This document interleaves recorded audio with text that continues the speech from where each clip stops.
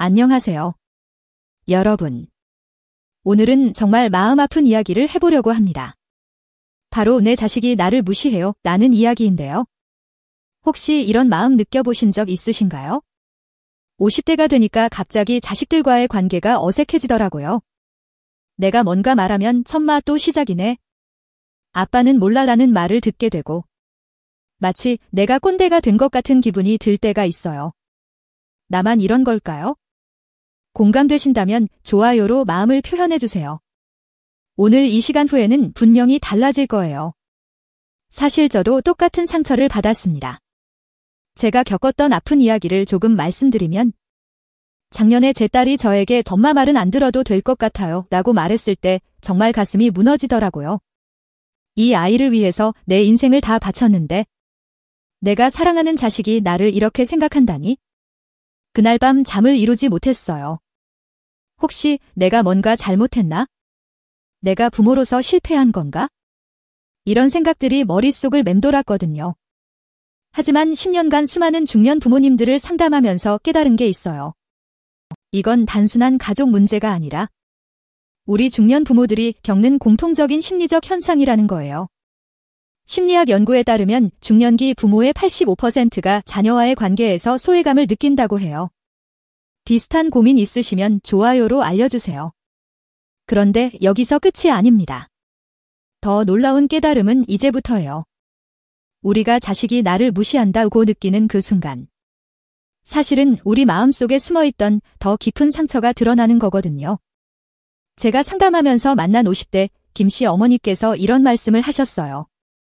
선생님, 제 아들이 저를 무시하는 게 아니라 사실 제가 저 자신을 무시하고 있었나 봐요. 정말 깊은 깨달음이었어요. 나이 들어보니 알겠더라고요. 우리가 자식에게 인정받고 싶어하는 마음 뒤에는 내가 과연 가치 있는 사람일까? 라는 근본적인 불안이 숨어 있다는 거요. 이걸 모르면 계속 같은 상처를 받을 거예요. 잠깐. 이것만은 절대 놓치면 안 됩니다. 우리 또래 마음이란 게 자식들이 성인이 되면서 부모로서의 역할이 줄어들 때 정체성의 혼란을 겪게 돼요. 특히 여성의 경우는 더욱 그렇죠. 육아와 가사에 모든 걸 쏟아붓다가 갑자기 그 역할이 축소되면 나는 누구인가? 라는 질문에 부딪히게 되거든요. 실제로 제가 만난 48세 박씨 아버지는 이런 얘기를 하셨어요. 회사에서는 부장이지만 집에서는 아무것도 아닌 것 같아요. 아들이 제 조언을 듣지 않을 때 정말 무력감을 느껴요. 이런 마음 이야기가 필요하시면 구독 버튼도 꾹 눌러주세요. 하지만 진짜 문제는 따로 있었습니다. 우리가 자식과의 관계에서 상처받는 진짜 이유는 기대와 현실 사이의 괴리 때문이에요. 우리는 여전히 자식을 내 아이로 생각하지만 이들은 이미 독립적인 성인이 되어 있거든요. 심리학자 칼 융은 이런 현상을 빈 둥지 증후군과 연관지어 설명했어요. 자녀가 독립한 후 부모가 느끼는 상실감과 정체성 혼란이 관계 갈등으로 이어진다는 거죠. 제가 겪었던 두 번째 아픈 이야기를 말씀드리면 몇 년 전 제 아들이 결혼 준비를 할 때였어요. 저는 당연히 제 의견을 물어볼 줄 알았는데 아들은 예비 며느리와 모든 것을 결정하더라고요. 그때 정말 서운했어요. 내가 이렇게 필요 없는 존재가 되었나? 라는 생각이 들었거든요. 여기까지 위로가 되셨나요? 좋아요 부탁드려요. 그런데 상담을 하면서 정말 중요한 깨달음을 얻었어요. 자식이 부모를 무시하는 것처럼 보이는 행동들. 그 뒤에는 사실 성장이라는 자연스러운 과정이 숨어 있다는 거예요. 발달 심리학에서 말하는 개별화 과정이 바로 그거예요. 성인이 된 자녀가 부모로부터 심리적으로 독립하려는 건강한 시도인 거죠. 문제는 우리가 이 과정을 무시나 배신으로 받아들인다는 거예요. 실제로 제가 상담한 52세 씨 어머니는 처음에 딸이 저를 무시해요 라고 하셨는데 깊이 들여다보니 딸이 독립적인 선택을 하려는 건강한 성장 과정이었어요. 상담 후 이 어머니는 제가 딸의 성장을 가로막고 있었네요 라고 깨달으셨죠. 이 순간이 여러분 인생의 전환점이 될 수 있어요. 살아보니 알겠더라고요. 진정한 사랑은 붙잡는 게 아니라 놓아주는 거더라고요. 자식을 진정으로 사랑한다면 그들의 독립과 성장을 존중해야 해요. 그럼 구체적으로 어떻게 해야 할까요? 지금부터가 정말 중요합니다. 1단계, 감정 인정하기. 먼저 자신의 감정을 솔직하게 인정해야 해요. 아, 나는 지금 서운하구나. 외롭구나. 필요 없는 존재가 된 것 같아서 불안하구나. 이런 감정들을 부정하지 말고 받아들이세요. 감정을 인정하는 것만으로도 마음이 많이 편해져요. 제가 상담한 49세 김씨 아버지는 제 감정을 인정하고 나니 아들한테 화내는 횟수가 줄어들었어요. 라고 하셨어요. 2단계, 관점 바꾸기. 자식의 행동을 무시가 아닌 성장으로 바라보는 연습을 해보세요. 내 아이가 나를 무시하는 게 아니라 독립적인 어른으로 성장하고 있구나 라고 생각해보세요. 실제로 이런 관점 전환을 한 후 많은 부모님들이 자녀와의 관계가 개선되었다고 말씀하세요. 마음에 와닿으셨다면 좋아요로 힘을 주세요. 3단계, 새로운 정체성 찾기. 가장 중요한 단계예요. 이제는 진짜 중요한 게 뭔지 생각해 볼 때예요. 부모라는 역할을 넘어서 나라는 존재 자체의 가치를 발견해야 해요. 취미, 관심사, 새로운 관계, 자기계발 등을 통해 새로운 자아를 발견해 보세요. 제가 상담한 55세 박씨 어머니는 자녀들이 독립한 후 오히려 평생 꿈꿔왔던 요리 클래스에 등록하셨어요. 이제야 진짜 내 인생을 살고 있는 것 같아요 라고 하시더라고요. 4단계, 소통 방식 바꾸기. 자식과 소통할 때 부모 모두를 내려놓고 버른대 어른의 관계로 접근해 보세요. 조언보다는 경청, 지시보다는 공감, 평가보다는 지지를 해주세요. 예를 들어, 너는 왜 이렇게 했냐? 대신 어떤 생각으로 그런 선택을 했는지 궁금해라고 말해보세요. 이런 작은 변화가 큰 차이를 만들어요. 5단계, 건강한 거리 두기. 사랑한다고 해서 항상 가까이 있어야 하는 건 아니에요. 때로는 적당한 거리를 두는 것이 관계를 더 건강하게 만들어요. 자식의 인생에 과도하게 개입하지 말고 필요할 때만 도움을 주는 현명한 조력자 역할을 해보세요. 이런 마음 치유가 도움되신다면 구독과 좋아요. 그런데 잠깐. 이것만은 꼭 기억하세요. 이 과정에서 가장 중요한 건 긴내예요. 관계 회복은 하루아침에 이루어지지 않아요. 때로는 더 멀어지는 것 같을 수도 있어요. 하지만 포기하지 마세요. 제가 겪었던 세 번째 경험을 말씀드리면 제 아들과 1년 넘게 서먹한 시기가 있었어요. 그때 정말 힘들었지만 제가 변화하기 시작하니까 조금씩 관계가 회복되기 시작했어요. 지금은 오히려 전보다 더 깊은 대화를 나누고 있어요. 6단계, 자기사랑 실천하기. 자식에게 사랑받기 위해 애쓰기보다 먼저 자신을 사랑하는 법을 배워야 해요. 자존감이 낮으면 다른 사람의 인정에 의존하게 되거든요. 매일 거울을 보며 나는 충분히 가치 있는 사람이야 라고 말해보세요. 처음에는 어색하지만 점점 자연스러워져요. 심리학 연구에 따르면 자존감이 높은 부모일수록 자녀와의 관계가 더 건강하다고 해요.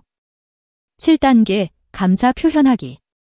자식에게 무언가를 요구하기보다 먼저 감사를 표현해 보세요.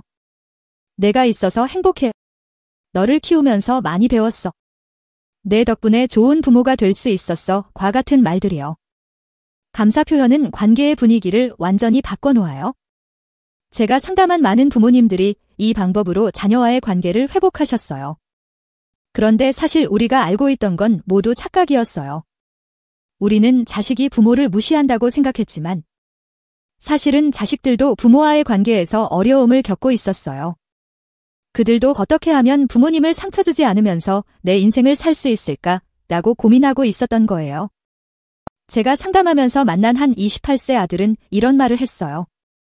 엄마가 저를 너무 사랑해 주시는 건 알지만 때로는 숨이 막혀요.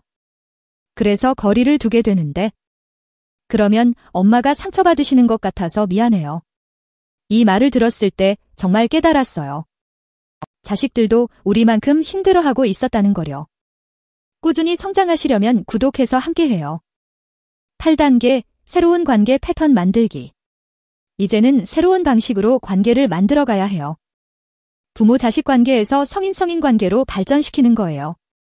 서로의 의견을 존중하고 각자의 선택을 지지해주며 필요할 때 조언을 구하고 주는 관계로 변화시켜보세요. 이건 아무도 말해주지 않는 마음의 비밀인데요.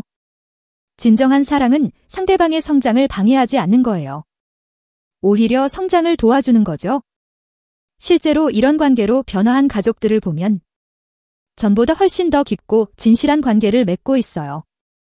단순한 의무적 관계가 아니라 진정한 유대감을 바탕으로 한 관계가 되는 거죠. 혹시 비슷한 경험 있으신 분 계신가요? 댓글로 나눠주세요.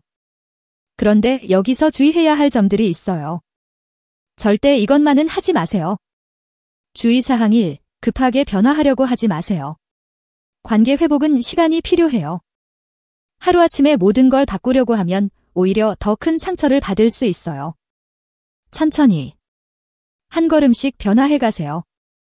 주의사항 2. 상대방의 변화를 강요하지 마세요. 내가 변했으니까 상대방도 당연히 변해야 한다고 생각하면 안 돼요. 오직 내 자신의 변화에만 집중하세요. 그러면 자연스럽게 상대방도 변화하게 될 거예요. 주의사항 3. 과거의 상처에 매몰되지 마세요.